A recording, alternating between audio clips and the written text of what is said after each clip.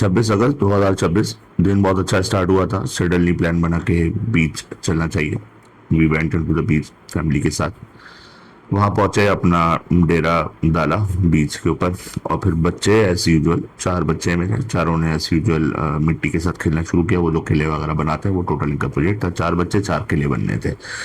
वो किले बनना शुरू हुए तो हर 2 मिनट 3 मिनट बाद, क्योंकि समर है तो बहुत तेज लहरें आ रही थी, और हर 2 या 3 मिनट बाद जो है वो एक लहर आती और उनके किले की पेस को हिला देती।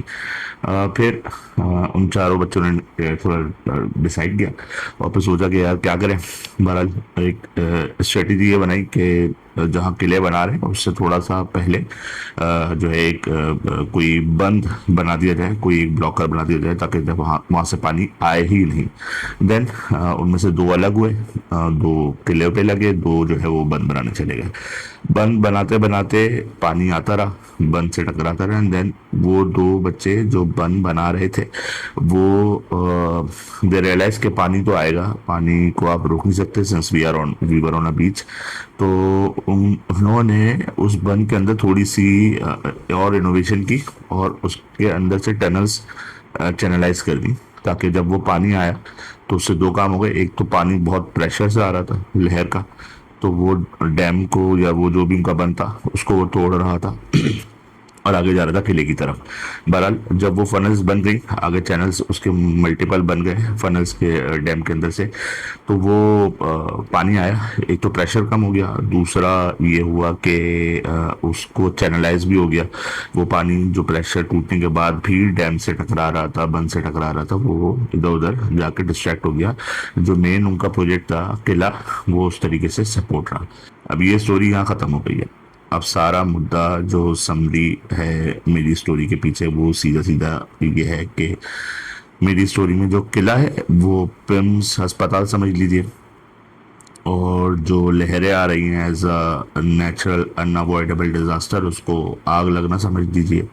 कोई भी आप बिल्डिंग बनाते हैं, कोई फैसिलिटी बनाते हैं, कोई चीज़ बनाते हैं, तो उसके अंदर नेचुरल डिजास्टर्स होते हैं जिनको हम अवॉइड नहीं करते, उसको प्रिकॉशन उस लेते हैं, उसकी रिस्क मैनेजमेंट करते हैं, सब चीज़ें करते हैं।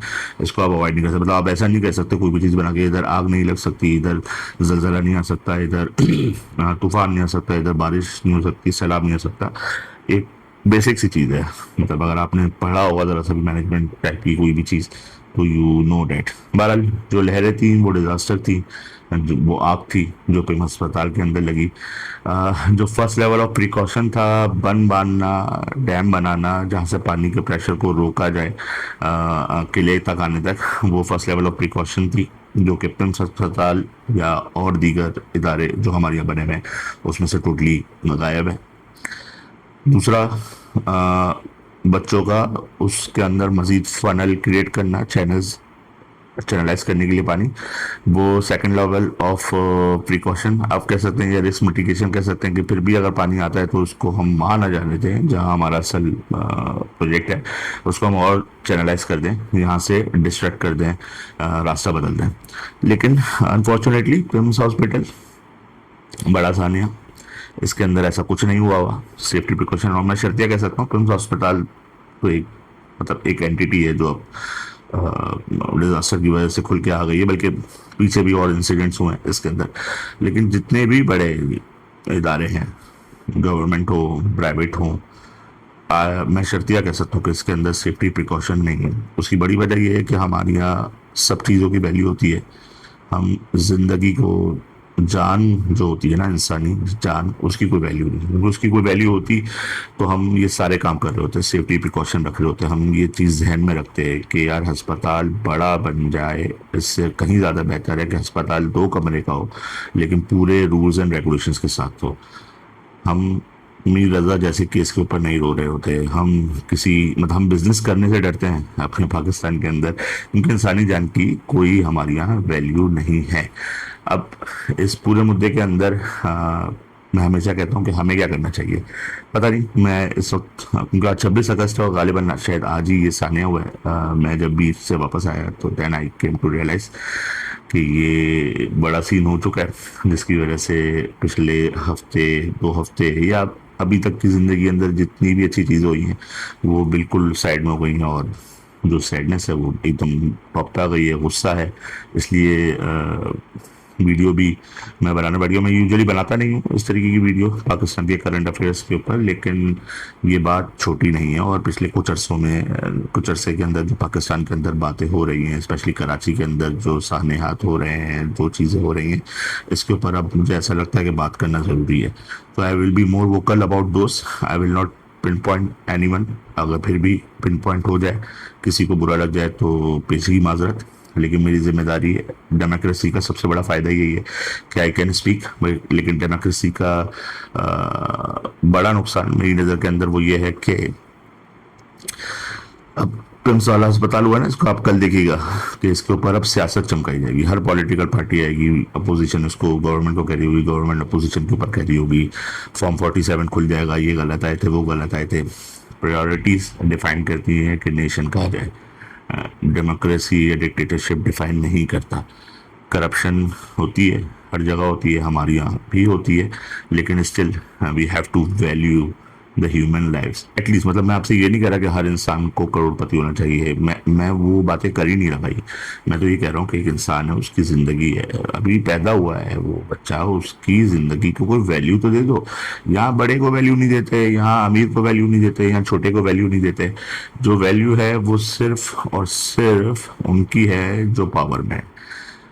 बाकी अल्लाह खैर करे, पाकिस्तान का भी हमारा भी। मेरे पास अभी और कोई अल्फाज नहीं है, ऐसा कोई सोल्यूशन नहीं है।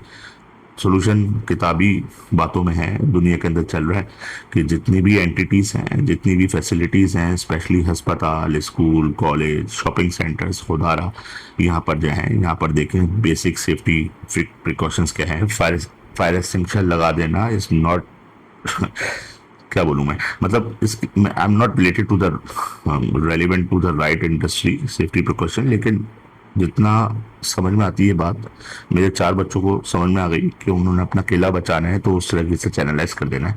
आई एम 100% श्योर हॉस्पिटलाइजेशन के अंदर हर 10 डिपार्टमेंट होते हैं भाई। अब बच्चों के डिपार्टमेंट में बच्चों का आईसीयू डिपार्टमेंट है, उसके अंदर इमरजेंसी एग्जिट ऐसा नहीं होगा कि बच्चा वो खुद ही भागता हुआ जो है ना उस इमरजेंसी एग्जिट से निकल जाएगा। इनके अलग होते हैं, आईसीयू में जो बड़े पेशेंट्स हैं उनके एक अलग इमरजेंसी एग्जिट्स होते हैं।